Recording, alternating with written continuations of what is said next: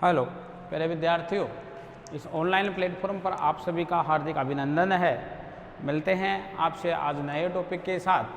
हमारे पास में जो नया टॉपिक आ रहा है BA part first MA final का वायुदाब एवं प्रचलित पवनें, वायुदाब, वायुपेटियाँ एवं प्रचलित पवनें यानी air pressure and planetary winds के बारे में आज हम आपसे बात करेंगे कि वायुदाब क्या होता है, वायुदाब की पेटियाँ कौन कौन सी हैं, यानी वायुदाब की हम पेटियों की बात करें कि वायुदाब की पेटियाँ कौन कौन सी हैं।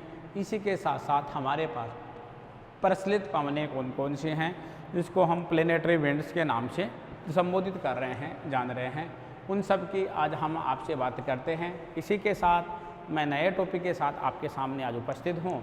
आज हम बात करेंगे कि क्या ये वायुदाब क्या होता है, एयर प्रेशर जिसको हम बोलते हैं, वायुदाब का सामान्य परिचय क्या है, वायुदाब को हम किस प्रकार से इसको माप सकते हैं, इसके मापने की इकाई क्या है, वायुदाब की यूनिट क्या है, यानी किस यूनिट में इसको मापा जाता है। इसके अलावा वायुदाब की पेटियाँ कौन कौन सी हैं, इन सब का जिक्र आज हम इस टॉपिक में आपके सामने करने जा रहे हैं। हम सामान्य परिचय से बिंदु को स्टार्ट करते हैं, यानी धरातलीय सतह पर या सागर तल पर, यानी या तो धरातलीय सतह हो सकती है या हमारे पास में सागर तल हो सकता है।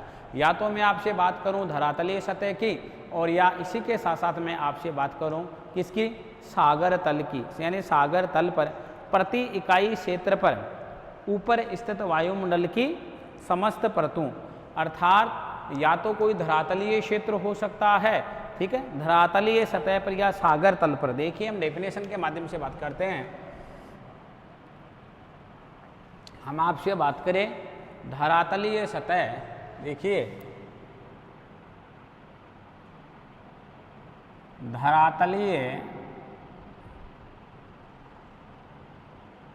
धरातलीय सतह या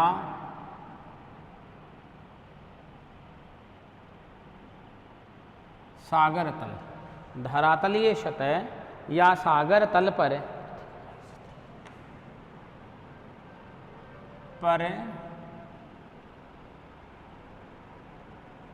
प्रति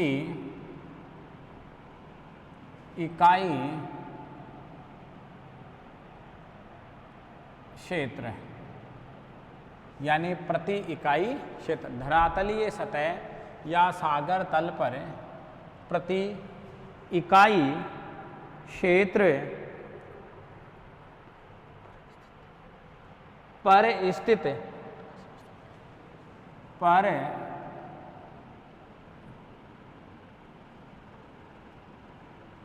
स्थित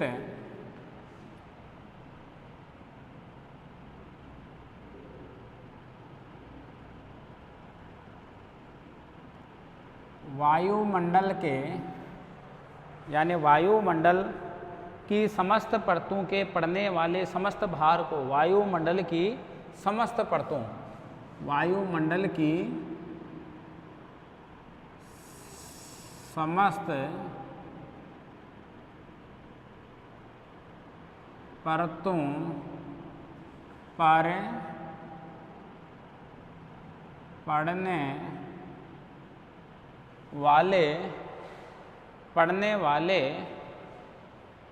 वाले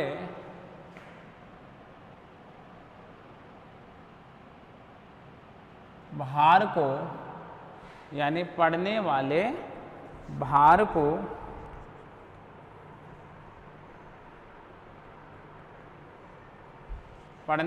भार को क्या कहते हैं, पड़ने वाले भार को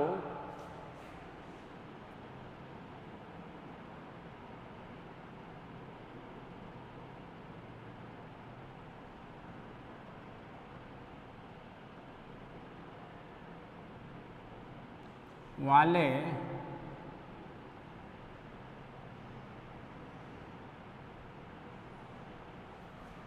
पड़ने वाले भार को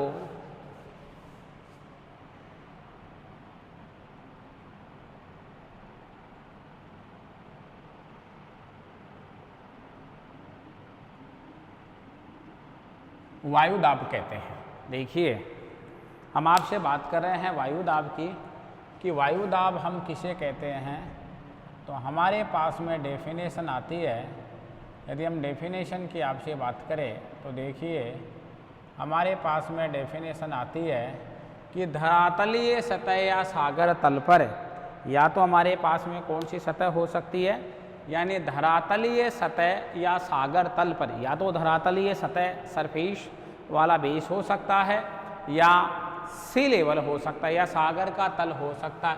तल पर प्रति इकाई क्षेत्र पर, यानी प्रति इकाई क्षेत्र पर, यानी 1 वर्ग इंच हो सकता है, 1 वर्ग सेंटीमीटर हो सकता है, 1 वर्ग मीटर हो सकता है।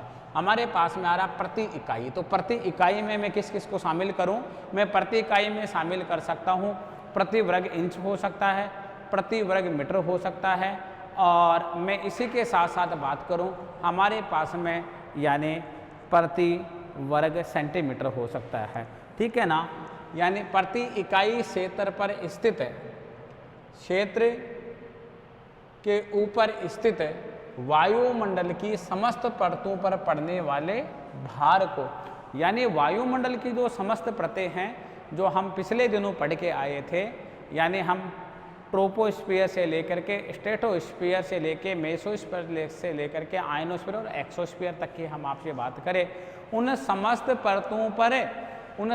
परतों पर पड़ने वाले वायु के भार को, यानी उन समस्त परतों पर जो वायु का भार पड़ता है ना, यानी वायुमंडल में विभिन्न प्रकार की परतें हैं, उन परतों पर जो वायु का भार पड़ता है उसी भार को ही हम किस नाम से जानते हैं? हम वायु दाब या एयर प्रेशर के नाम से जानते हैं। ये प्रति इकाई क्षेत्र पर है, तो हम प्रति इकाई क्षेत्र की आपसे बात करें तो जिसमें यानी 1 वर्ग इंच हो सकता है, प्रति वर्ग इंच हो सकता है, प्रति वर्ग मीटर हो सकता है, इसके अलावा प्रति वर्ग सेंटीमीटर हो सकता है, आदि इसकी यूनिट हमारे पास में हो सकती हैं, और इसी को हम क्या कहते हैं? इसी को ये हम वायु दाब के नाम से जानते हैं। यानी सागर तल पर यदि हम बात करते हैं आपसे कि जो सागर तल है ना, इस सागर तल पर, यानी सागर के तल के मैं आपसे बात करूं, सागर तल पर प्रति इकाई क्षेत्र पर वायु दाब बल को, यानी सागर तल पर प्रति इकाई वायु दाब को, यानी सागर तल पर प्रति इकाई क्षेत्र पर, यानी सागर तल पर प्रति इकाई क्षेत्र पर, यानी सागर के तल के प्रति इकाई क्षेत्र पर जो वायु का दबाव होता है, वायु दाब बल को या समस्त वायु स्तंभ के द्रव्यमान के भार को प्रदर्शित करता है। देखिए हम ये बात करते हैं कि जो हमारे पास में धरातल होता है, उस धरातल की यदि मैं आपसे बात करूं या मैं सागर तल की बात करूं, सागर तल का जो यूनिट है हमारे पास में क्या?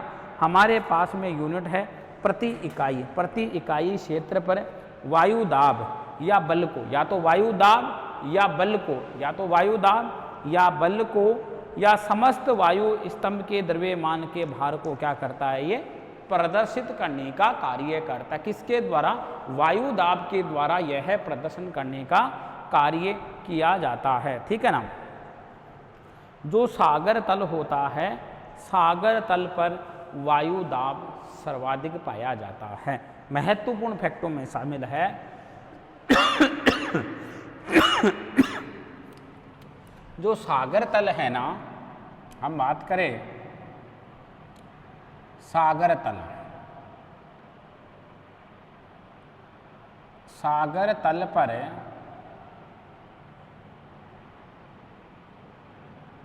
वायु दाब सर्वाधिक पाया जाता है। क्या होता है? सागर तल पर वायु दाब सर्वाधिक पाया जाता है। तो सागर तल की बात करूं तो मैं 0 मीटर की बात कर रहा हूं आपसे, अर्थात तो सागर का तल होता है ना, यदि मैं सागर के तल की आपसे बात करूं तो मैं आपसे किसकी बात कर रहा हूं? मैं आपसे 0 मीटर की बात कर रहा हूं। 0 मीटर पर, यानी सागर का जो सी लेवल होता है, अर्थात मैं आपसे जिस बेस की बात कर रहा हूं तो मैं कौन से मीटर की बात कर रहा हूं? यानी मैं 0 मीटर की बात कर रहा हूं। तो सागर तल पर वायु का दाब सर्वाधिक पाया जाता है। क्या पाया जाता है? वायु दाब सर्वाधिक पाया जाता है। जो सी लेवल होता है उस सी लेवल पर जो एयर प्रेशर होता है वह एयर प्रेशर सर्वाधिक पाया जाता है, अर्थात कितने मीटर पर, जो 0 मीटर से क्या होता है, स्टार्ट होता है। ठीक है ना। यानी हम बात करते हैं 1 वर्ग सेंटीमीटर पर लगभग 1 किलोग्राम, अर्थात कितना पाया जाता है, यानी कितना पाया जाता है। सर्वाधिक का मीन्स हो गया कितना सर्वाधिक पाया जाता है। तो हम ये बात करें 1 वर्ग सेंटीमीटर पर लगभग, यानी 1 वर्ग सेंटीमीटर पर 1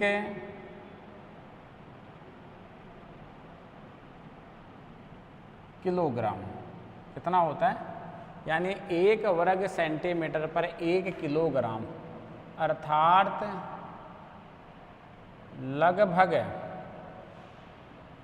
1034 ग्राम कितना पाया जाता है, लगभग 1034 ग्राम होता है। कितना होता है, लगभग 1034 ग्राम होता है। देखिए, यानी सागर तल पर सर्वाधिक, यानी वायु दाब सर्वाधिक पाया जाता है।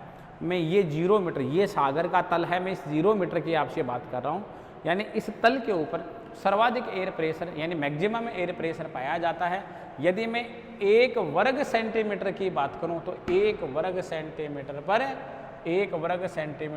1 किलोग्राम, यानी लगभग 1034 ग्राम, यानी ग्राम, यानी मिलीबार वायु दाब पाया जाता है। ठीक है ना। अब हम बात करते हैं वायु दाब का मापन, यानी वायु दाब का मापन की यदि हम आपसे बात करते हैं, वायु दाब मापन, वायु दाब का माप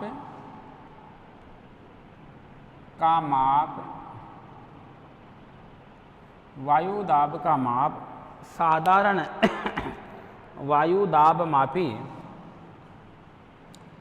साधारण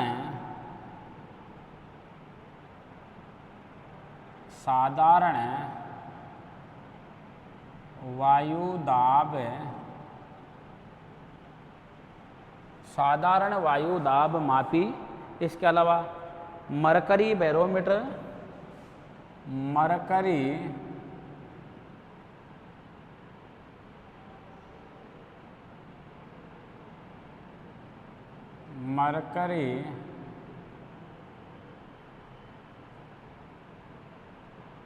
बैरोमीटर, इसी को ही 14 बैरोमीटर भी कहते हैं। यही क्या कहलाता है, 14 बैरोमीटर भी कहलाता है। इसी को ही हम 14 बैरोमीटर भी कहते हैं। क्या कहते हैं,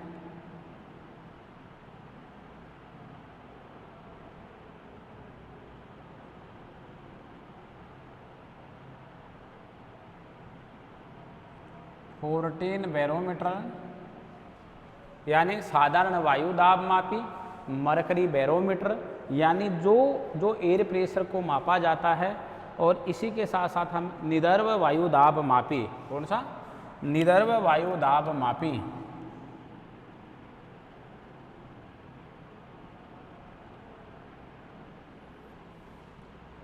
निर्दर्व वायु दाब मापे आदि। देखिए, यानी इनके द्वारा, देखिए आप क्या क्या हैं हमारे पास में, हमारे पास में आ रहे हैं। एक तो आ रहा है साधारण वायु दाब मापी, ठीक है ना, यानी वायु दाब का मापन किसके द्वारा किया जाता है, मरकरी बैरोमीटर। इसी मरकरी बैरोमीटर को हम 14 बैरोमीटर भी कहते हैं। निर्दर्व वायु दाब मापी आदि वायु दाब मापी यंत्रों की सहायता से, यानी वायु का दाब, एयर प्रेशर को मापने का कार्य किया जाता है। ठीक है ना, आदि को मापने का कार्य किया जाता है। यदि हम आगे बात करते हैं, टॉपिक को आगे बढ़ाते हैं, तो हमारे पास में टॉपिक आता है कि तापमान, वायुदाब और तापमान के मध्य व्युत्क्रमानुपाती संबंध होता है, विलोमानुपाती संबंध होता है। देखिए कैसे होता है, हम इसको अभी आपके सामने कॉन्सेप्ट को क्लियर करते हैं कि एक तो हमारे पास में है वायुदाब, हम बात कर रहे हैं वायुदाब, एक तो हमारे पास में आ रहा है वायुदाब, वायुदाब एवं तापमान के मध्य, वायुदाब एवं तापमान के मध्य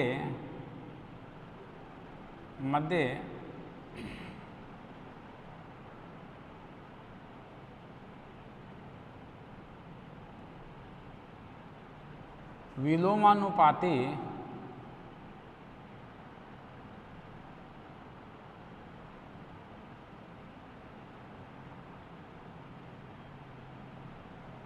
संबंध होता है।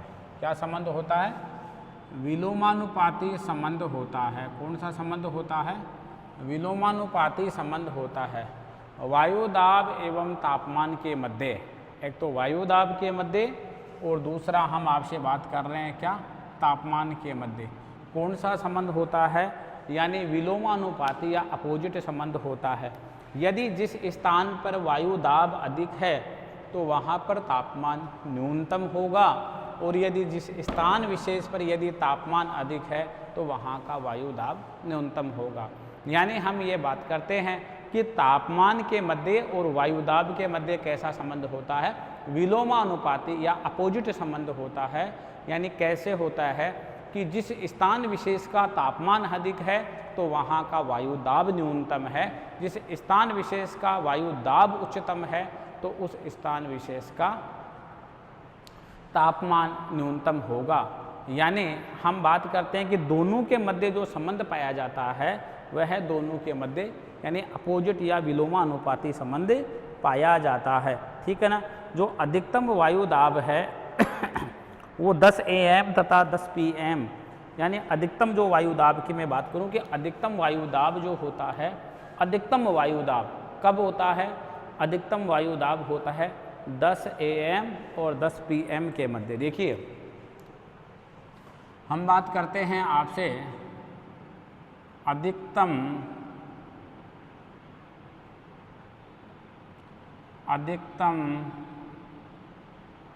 वायुदाब। कौन से वायुदाब की बात कर रहे हैं? हम आपसे बात कर रहे हैं अधिकतम वायुदाब की। तो अधिकतम वायुदाब होता है 10 AM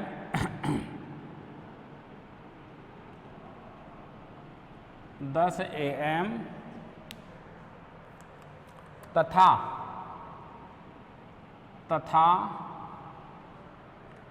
10 PM के मध्य, तथा 10 PM के मध्य। देखिए अधिकतम जो वायुदाब होता है वह अधिकतम वायुदाब होता है 10 AM और 10 PM के मध्य। यदि मैं आपसे बात करूं न्यूनतम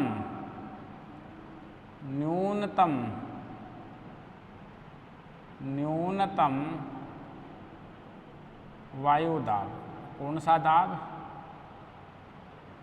न्यूनतम वायुदाब होता है 4 AM और 4 PM के मध्य। यह होता है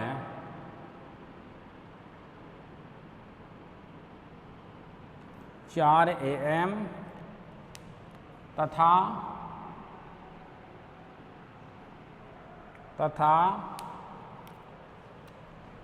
4 PM के मध्य। कब होता है? 4 AM तथा 4 PM के मध्य। देखिए यानी अधिकतम और हम न्यूनतम यदि तापमान की आपसे बात कर रहे हैं, अधिकतम और न्यूनतम वायुदाब की हम आपसे बात कर रहे हैं, तो यानी सुबह के समय यानी अधिकतम वायुदाब होता है 10 बजे के आसपास में, और रात को होता है 10 बजे। यानी लगभग 10 बजे रात को और 10 बजे सुबह के समय यानी उच्चतम यानी हाईएस्ट एयर प्रेशर होता है, हवा का दबाव होता है। यदि हम न्यूनतम वायुदाब की बात करें तो 4 AM और 4 PM के मध्य क्या होता है, यानी क्या होता है, यानी न्यूनतम वायु दाब अंकित किया, न्यूनतम वायु दाब अंकित किया जाता है। कब किया जाता है? यदि हम बात करते हैं अधिकतम वायु दाब 10 AM से 10 PM के मध्य, 10 AM तथा 10 PM के मध्य, और न्यूनतम वायु दाब 10 PM तथा 10 AM के मध्य क्या किया जाता है, अंकित किया जाता है। क्या किया जाता है? अंकित किया जाता है। यानी धरातलीय सतह पर जो वायु दाब का जो क्षैतिज वितरण का अध्ययन किया जाता है, यानी धरातलीय सतह पर जो वायु दाब का जो हॉरिजॉन्टल जो स्टडी होती है, यानी धरातलीय सतह पर, जिस धरातलीय सतह की मैं सरफेस की बात कर रहा हूँ, इस धरातलीय सतह पर यानी जिसे क्षैतिज वायु दाब का अध्ययन किया जाता है, जिस क्षैतिज वायु दाब के बारे में हमारे को जानकारी प्राप्त होती है, ठीक है ना, तो उसका अध्ययन यानी समदाब रेखाओं यानी आइसोबार्स के माध्यम से किया जाता है। कौन सी रेखाओं के द्वारा किया जाता है? यानी समदाब रेखाओं के द्वारा। तो समदाब रेखाएं कौन सी होती हैं? ऐसी रेखाएं जो समान दाब वाले स्थानों को मिलाती हैं, जिनको आइसोबार कहते हैं। क्या कहते हैं? जिनको आइसोबार कहते हैं। यानी वह समदाब रेखाएं हैं जो समान दाब वाले स्थानों को मिलाती हैं, उनको हम समदाब रेखा के नाम से जानते हैं। यदि मैं समदाब रेखा की बात करूं तो हमारे पास में धरातलीय सतह पर वायु दाब के क्षैतिज वितरण का, यानी जो धरातलीय सतह है ना, जो धरातलीय सतह है, धरातलीय जो सतह है ना, यानी धरातलीय जो सतह है, धरातलीय सतह पर यानी वायु दाब का, किसका? वायु दाब का कौन सा वितरण? वायु दाब का क्षैतिज वितरण। कौन सा वितरण? वायु दाब का क्षैतिज वितरण। वायु दाब का क्षैतिज वितरण का अध्ययन, जो का अध्ययन किया जाता है ना, यानी का अध्ययन यानी क्षैतिज वितरण का जो अध्ययन किया जाता है, मैं उस क्षैतिज वितरण के अध्ययन की बात करूं, का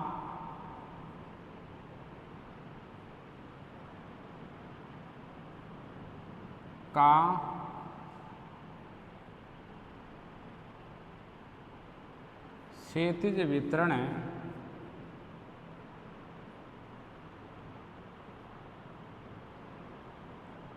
का अध्ययन क्षैतिज वितरण का अध्ययन यानी धरातलीय सतह पर वायु दाब का क्षैतिज वितरण का अध्ययन समदाब रेखाएं। कौन सी रेखाएं?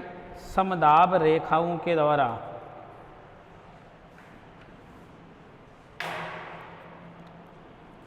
समदाब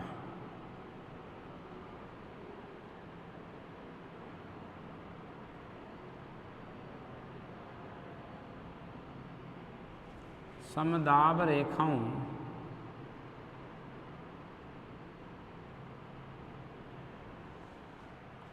आइसोबार्स समदाब रेखाओं के द्वारा किया जाता है। किसके द्वारा किया जाता है? किया जाता है।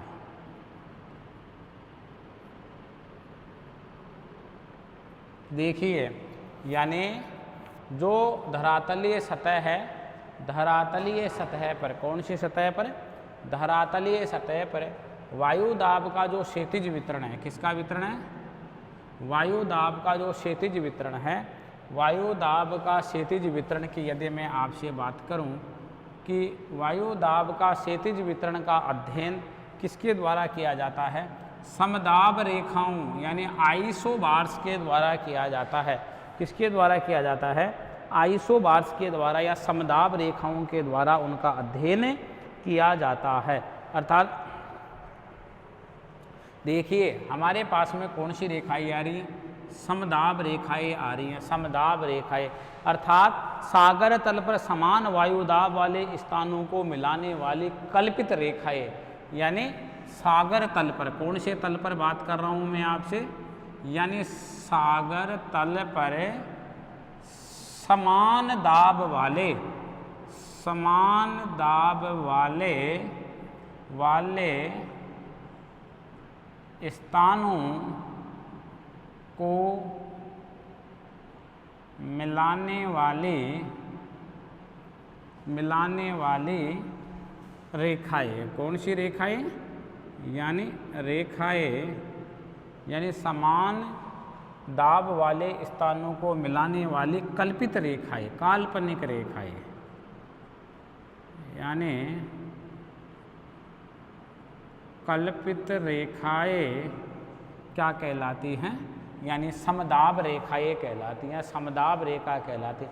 यानी सागर तल पर, कौन से तल की बात कर रहा हूँ मैं आपसे बात कर रहा हूँ सागर तल की, कौन से तल की बात कर रहा हूँ कि सागर तल पर समान दाब वाले, कौन से दाब वाले, समान दाब वाले स्थानों, कौन से, समान दाब वाले स्थानों को मिलाने वाली कल्पित रेखाएं, कौन सी रेखाएं, कल्पित रेखाएं जो समान दाब वाले स्थानों को मिलाती हैं, उन्हीं रेखा को ही हम समदाब रेखा कहते हैं।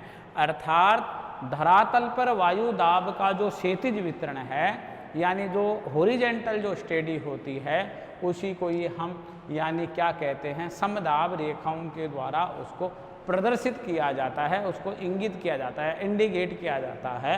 अर्थात सागर तल पर समान दाब वाले स्थानों को, यानी सागर तल पर समान दाब वाले स्थानों को, यानी सागर तल पर समान दाब वाले स्थानों को मिलाने वाली कल्पित रेखाओं को, काल्पनिक रेखाओं को हम कौन सी रेखा ये कहते हैं, यानी हम किस नाम से जानते हैं, हम यानी समदाब रेखा के नाम से उनको जानते हैं। किस रेखा के नाम से जानते हैं, हम समदाब रेखा के नाम से जानते हैं। देखिए हम बात करते हैं दाब प्रवणता की, ठीक है ना, हम किसकी बात कर रहे हैं, हम बात करते हैं प्रेशर ग्रेडियंट की, यानी हम आपसे बात करते हैं प्रेशर ग्रेडियंट की, हम आपसे बात करते हैं। देखिए यदि हम प्रेशर ग्रेडियंट की आपसे बात करें कि ये क्या होता है प्रेशर ग्रेडियंट, उसकी हम आपसे बात कर रहे हैं, यानी दाब प्रवणता। हम बात कर रहे हैं आपसे दाब प्रवणता की। तो देखिए यदि हम दाब प्रवणता की आपसे बात करें तो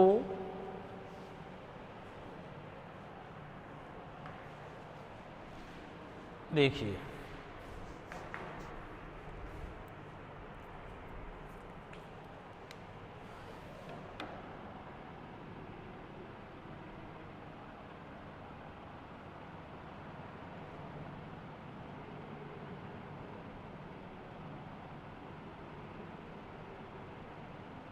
हम आपसे बात कर रहे हैं किसकी, हम आपसे बात कर रहे हैं दाब जो प्रवणता है, उस प्रवणता की मैं आपसे बात कर रहा हूँ, यानी दाब प्रवणता, यानी प्रेशर ग्रेडियंट की मैं आपसे बात कर रहा हूँ कि प्रेशर ग्रेडियंट क्या होता है, यानी दाब प्रवणता क्या होती है। यदि मैं आपसे दाब प्रवणता की आपसे बात करूं, यानी विभिन्न मान वाली जो समदाब रेखाएं हैं, कौन सी, विभिन्न मान वाली जो समदाब रेखाओं के बीच वायुदाब कम होने की दिशा के संदर्भ में, यानी विभिन्न मान वाली, कौन सी, विभिन्न मान वाली, विभिन्न मान वाले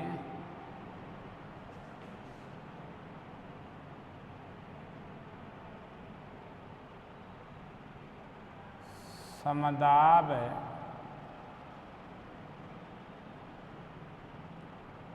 रेखाओं के यानी विभिन्न मान वाली समदाब रेखाओं के बीच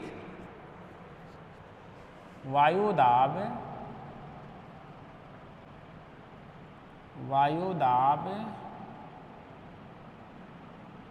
कम होने की दिशा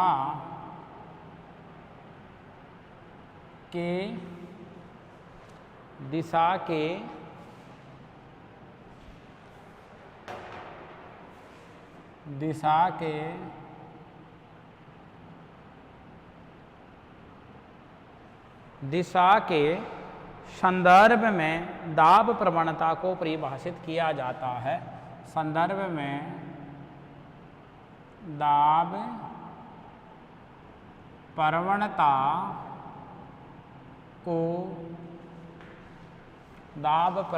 को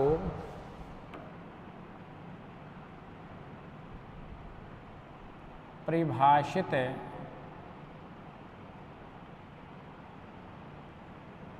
किया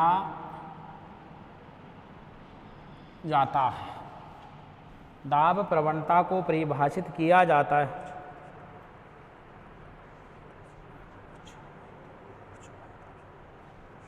अर्थात मैं इसको इस प्रकार से भी मैं परिभाषित कर सकता हूं,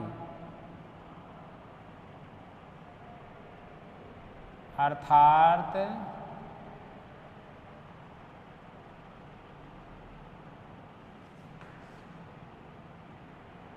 उच्च दाब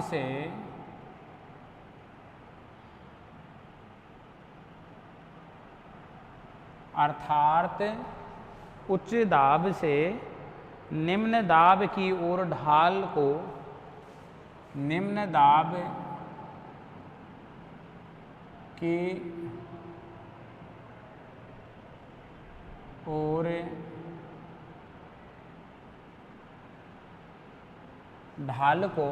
अर्थात उच्च दाब से निम्न दाब की ओर ढाल को वायु दाब प्रवणता कहते हैं।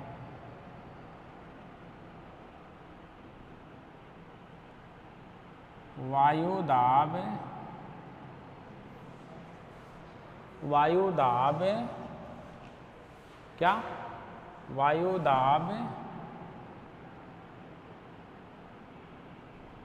प्रवणता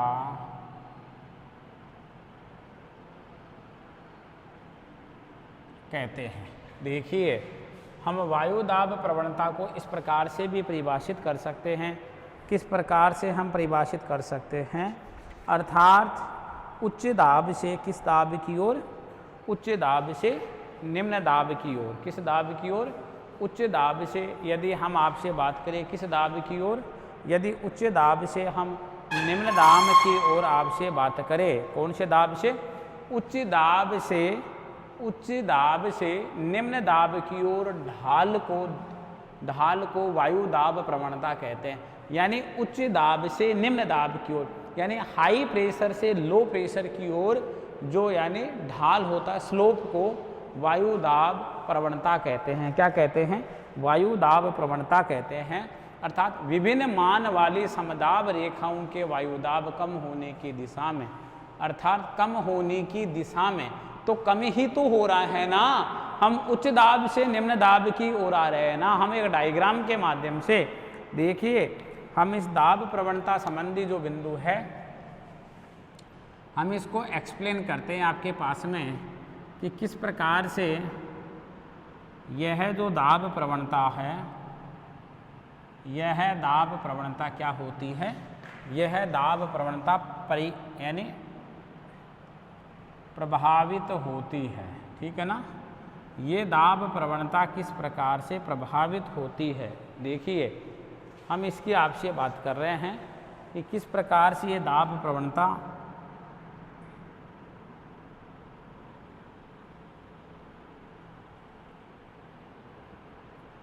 प्रभावित हो रही है।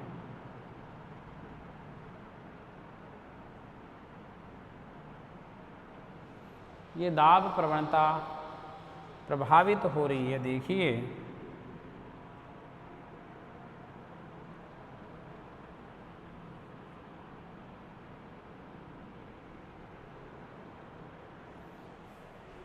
हम इसकी बात कर रहे हैं आपसे, इस दाब प्रवणता की बात कर रहे हैं।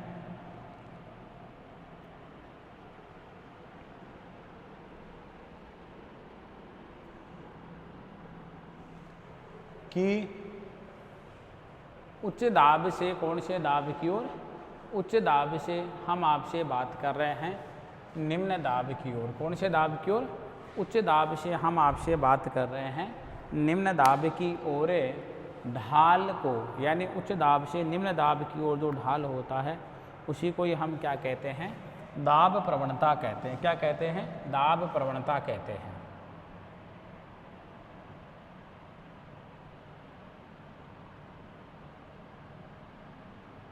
वही क्या कहलाती है? दाब प्रवणता कहलाती है। ठीक है ना, उसी को ही हम दाब प्रवणता के नाम से जानते हैं।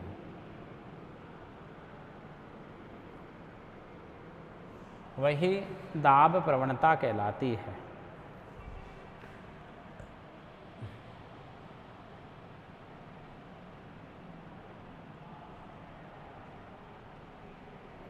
उसी को ही हम दाब प्रवणता के नाम से जानते हैं।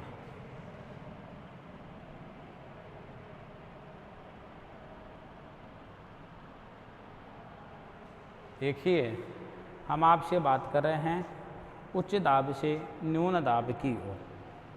उच्च दाब से न्यून दाब यानी मिलीबार में मापा जाता है। तो मैं आपसे बात करूं, ये 1008 मिलीबार की रेखा है। यह 1006 मिलीबार की रेखा है। यह 1004 मिलीबार की रेखा है। 1004 मिलीबार की रेखा है। अब मैं आपसे बात करता हूँ उच्च दाब प्रवणता की। कौन सी दाब प्रवणता की? मैं आपसे बात कर रहा हूँ उच्च दाब प्रवणता की। देखिए, यदि मैं उच्च दाब प्रवणता की आपसे बात करूं तो किस प्रकार से हमारे पास में उच्च दाब प्रवणता आती है। यदि मैं उस उच्च दाब प्रवणता की आपसे बात करूं तो देखिए आप,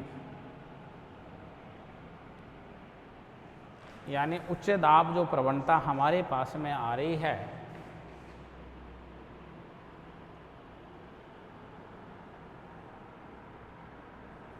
उस उच्च दाब प्रवणता की मैं आपसे बात कर रहा हूँ।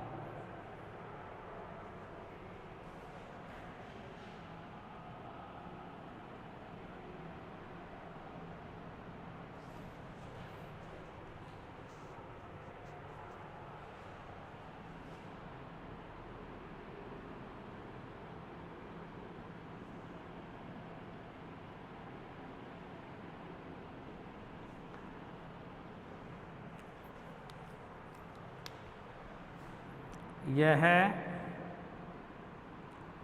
1018 मिलीबार है। 1016 मिलीबार है। 1014 मिलीबार है। 1012 मिलीबार है। ठीक है। अब हम आपसे बात करते हैं कि देखिए,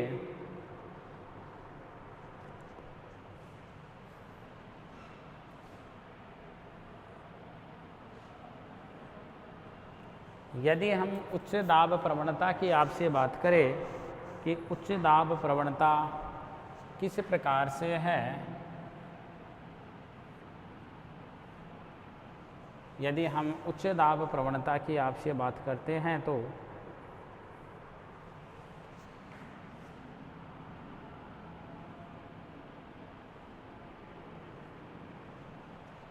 जो उच्च दाब प्रवणता वाला क्षेत्र हमारे पास में बन रहा है,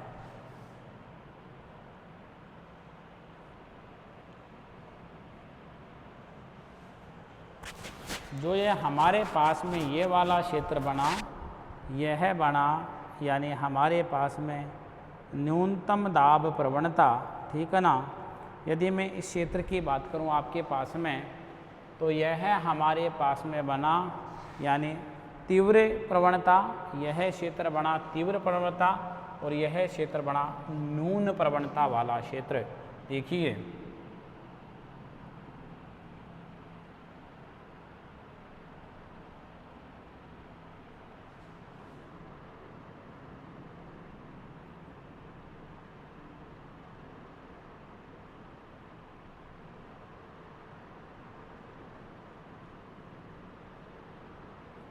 यह जो क्षेत्र तैयार हुआ है, यह क्षेत्र हमारे पास में तैयार तीव्र प्रवणता वाला क्षेत्र, यानी तीव्र प्रवणता वाला क्षेत्र। देखिए यह क्षेत्र आ रहा है तीव्र प्रवणता वाला क्षेत्र, तीव्र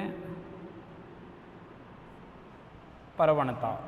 और मैं इस क्षेत्र की आपसे बात करूं, जो ये क्षेत्र मेरे पास में आ रहा है, यदि मैं इस क्षेत्र की आपसे बात करूं, तो यह जो क्षेत्र आ रहा है मेरे पास में,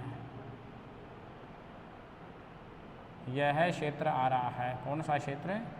ये जो क्षेत्र मेरे पास में आया है, यह आया है मंद, यानी मंद या न्यून दाब प्रवणता। कौन सा क्षेत्र आ रहा है? यह जो क्षेत्र आ रहा है मेरे पास में, इस क्षेत्र को मैंने क्या कहा? न्यून दाब प्रवणता। देखिए ये न्यून दाब प्रवणता का क्षेत्र कहलाया है, यानी ये हमारे पास में न्यून दाब प्रवणता का क्षेत्र कहलाता है। और इसी प्रकार से हम बात कर रहे थे आपसे, देखिए इधर हमने क्या कहा था? उच्च दाब से निम्न दाब की ओर ढाल, यानी ढाल को वायुदाब प्रवणता कहते हैं। उच्च दाब से निम्न दाब की ओर। तो देखिए ये हमारे पास में उच्च दाब है, उच्च दाब से निम्न दाब की ओर। देखिए हम यहाँ कहाँ पर आ गए हैं? हम यहाँ की बात करें तो देखिए यहाँ 1018 मिलीबार है, जो सबसे उच्च वायुदाब है, और इधर है 1004 मिलीबार है। तो उच्च दाब से, यानी उच्च दाब से निम्न दाब की ओर ढाल प्रवणता को हम क्या कहते हैं? यानी ढाल को वायु दाब प्रवणता या वायु दाब ढाल प्रवणता के नाम से जानते हैं। ठीक है ना? तो इस प्रकार का यह एक मानचित्र के माध्यम से, एक हम डायग्राम के माध्यम से आपके पास में हमने वायु दाब प्रवणता को अंकित किया है। हम आगे चलते हैं। अगला हमारे पास में बिंदु आता है,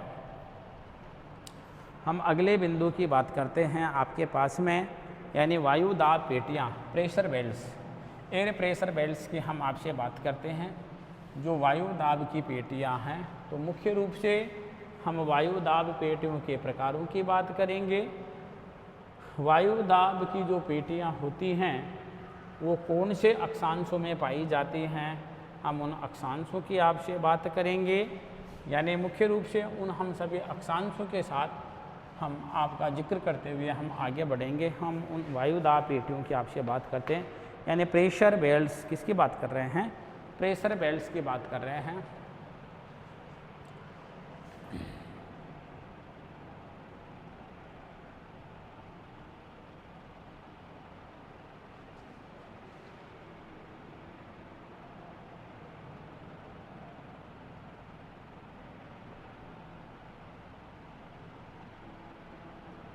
वायु दाब पेटियाँ किसकी बात कर रहे हैं? हम आपसे बात कर रहे हैं वायु दाब पेटियों के, यानी प्रेशर बेल्ट्स की हम आपसे बात कर रहे हैं।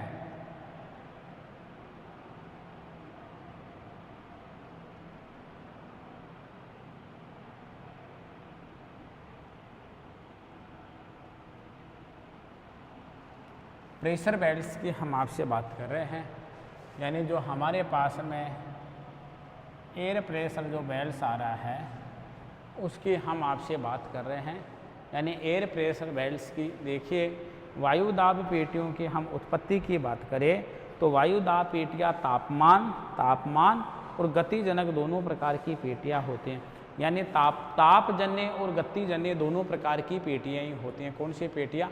यदि मैं वायु दाब पेटी की आपसे बात करूं तो वायुदाब पेटी हमारे पास में दो प्रकार की होती है, एक गतिजन्य होती है, एक पेटी गतिजन्य होती है, तो दूसरी पेटियां हमारे पास में तापजन्य होती हैं। यानी एक गतिजन्य की बात करूं, दूसरे में आपसे किसकी बात करूं, दूसरे में आपसे तापजन्य की बात को। सबसे पहले हम डायग्राम मेंशन करते हैं और डायग्राम मेंशन करके फिर हम एक एक पेटी के बारे में आपसे जिक्र करते हैं, उनके सामान्य परिचय की हम आपसे बात करते हैं। सबसे पहले हम डायग्राम को मेंशन कर लेते हैं और उसके बाद में हम आगे बढ़ते हैं।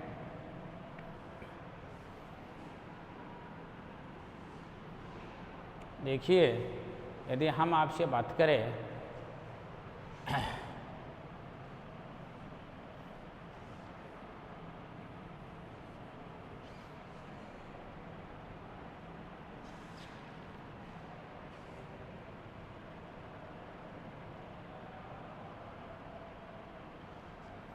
हम आपसे बात कर रहे हैं किसकी, हम बात कर रहे हैं आपसे यानी वायु दाब जो एयर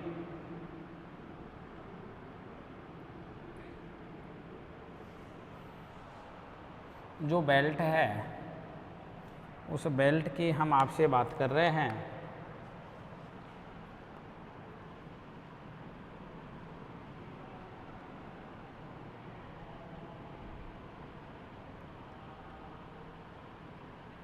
यानी वायु दाब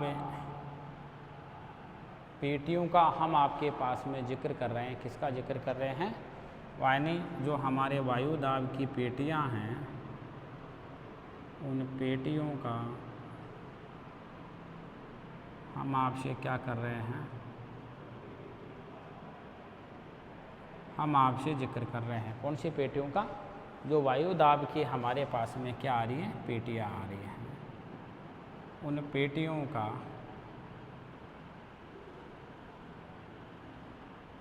हम आपसे क्या कर रहे हैं, हम आपसे जिक्र कर रहे हैं मुख्य रूप से।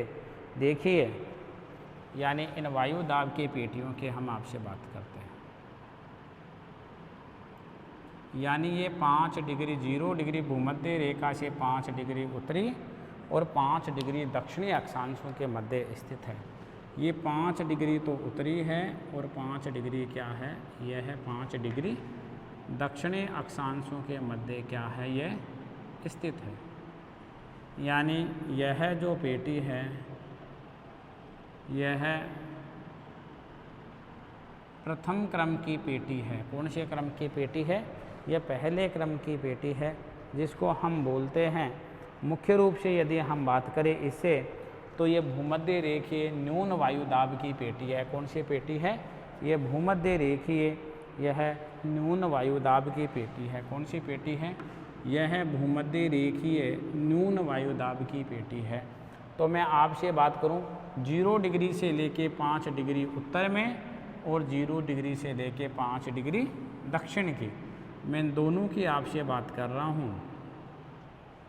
अर्थात इस प्रकार की पेटी को हम कौन सी पेटी कहते हैं, इस पेटी को हम कहते हैं भूमध्य रेखीय न्यून वायु दाब की पेटी। कौन सी पेटी, भूमध्य रेखीय न्यून वायु दाब की पेटी के नाम से हम इसको जानते हैं।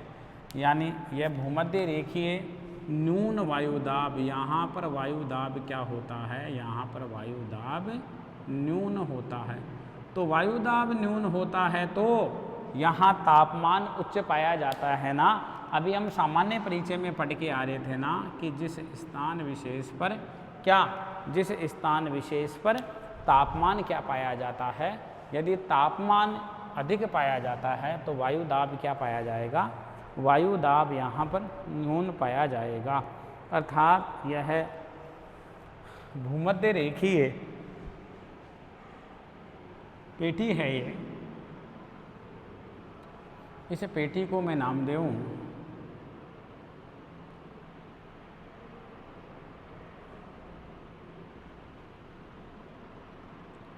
यह पेटी है भूमध्य रेखीय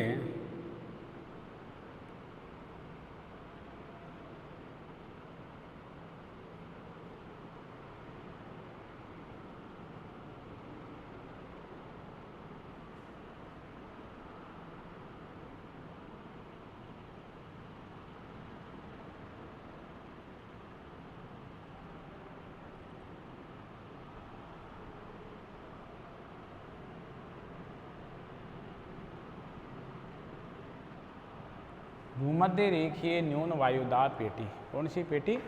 भूमध्य रेखीय न्यून वायुदाब पेटी। ठीक है, इसके मैं आपसे बात कर रहा हूँ। भूमध्य रेखीय न्यून वायुदाब पेटी। अगली पेटी के मैं आपसे बात कर रहा हूँ जो हमारे पास में दूसरे क्रम की पेटी आएगी, उपोष्ण उच्च वायुदाब की पेटी। कौन सी पेटी? उपोष्ण उच्च वायुदाब की पेटी।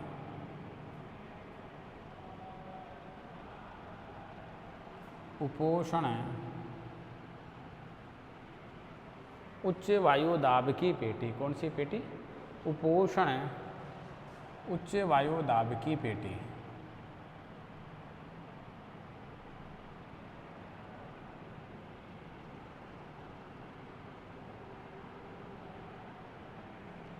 उपोष्ण उच्च वायुदाब की पेटी। कौन सी पेटी? उपोष्ण उच्च वायुदाब की पेटी। देखिए,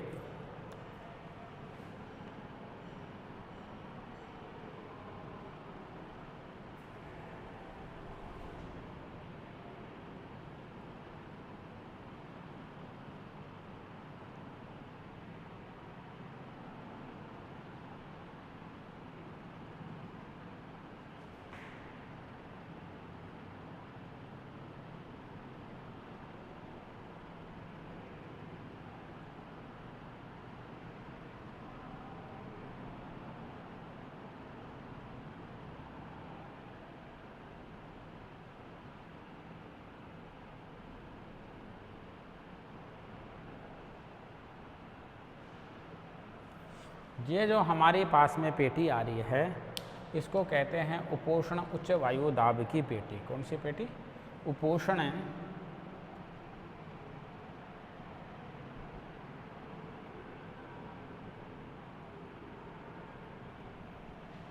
उपोष्ण उच्च वायुदाब की पेटी।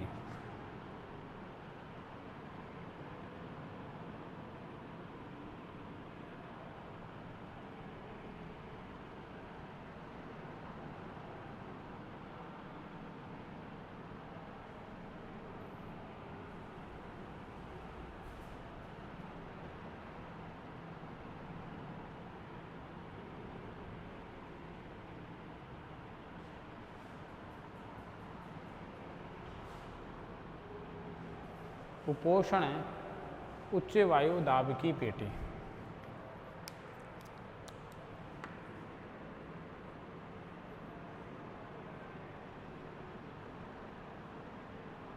दक्षिणी ध्रुव में कौन से ध्रुव की बात कर रहा हूँ मैं आपसे बात कर रहा हूँ दक्षिणी ध्रुव की।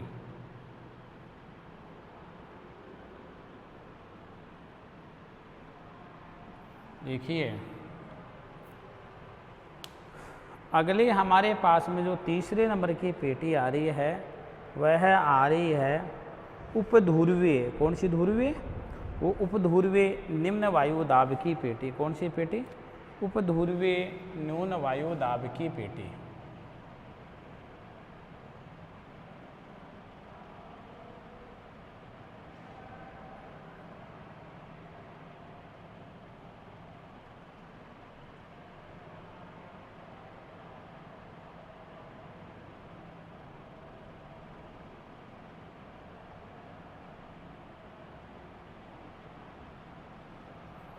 उपध्रुवीय न्यून वायुदाब की पेटी।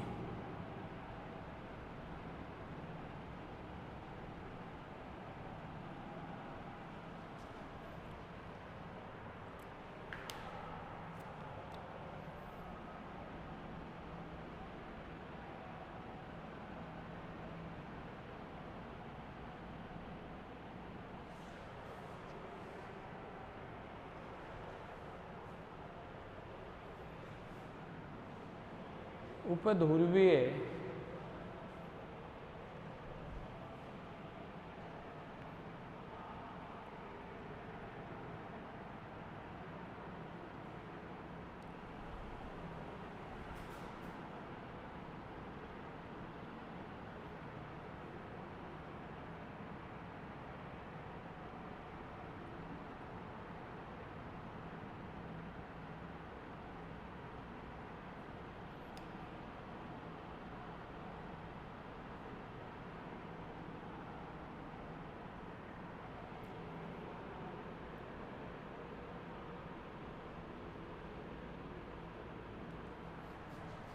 न्यून वायु दाब की पेटी। देखिए, यानी 1 2 3 4 5 यानी कुल 7 पेटियों के मैं आपसे बात करूंगा।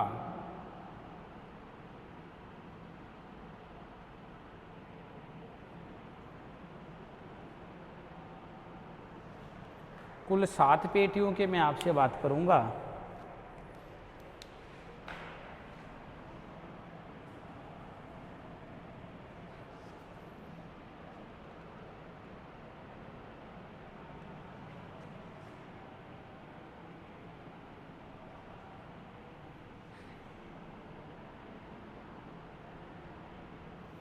ध्रुवीय उच्च वायु दाब की पेटी।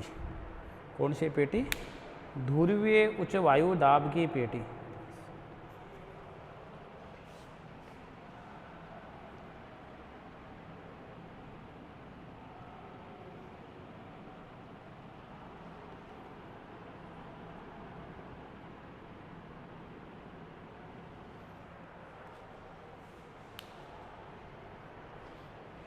देखिए,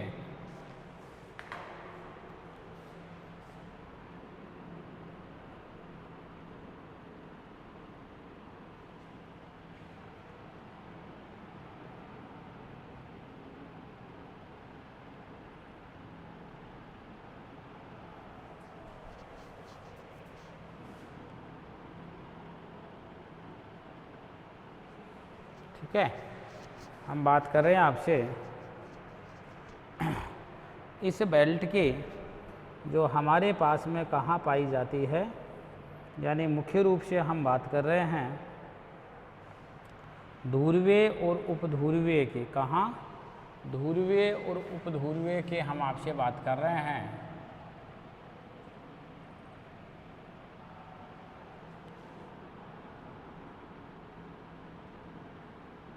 देखिए, यानी भूमध्य रेखीय उच्च वायु दाब की पेटी, तो दूसरी हमारे पास में आती है उपोष्ण उच्च वायु दाब की पेटी।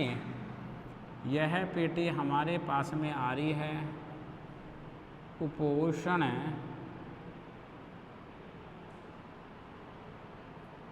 उच्च वायु दाब पेटी। यह भी आ रही है हमारे पास में कौन सी? उपोष्ण उच्च वायु दाब पेटी। ठीक है, यह हमारे पास में आ रही है उपोष्ण उच्च वायु दाब पेटी, यानी उपध्रुवीय न्यून वायु दाब पेटी। उपध्रुवीय न्यून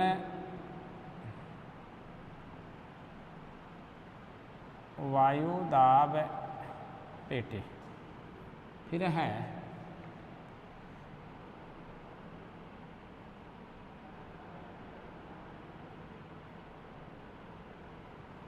उपध्रुवीय न्यून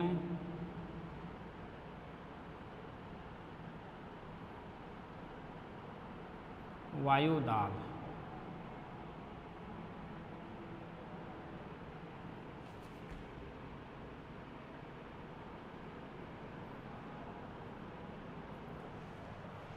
फिर है ध्रुवीय उच्च वायु दाब। कौन सा दाब? ध्रुवीय उच्च वायु दाब।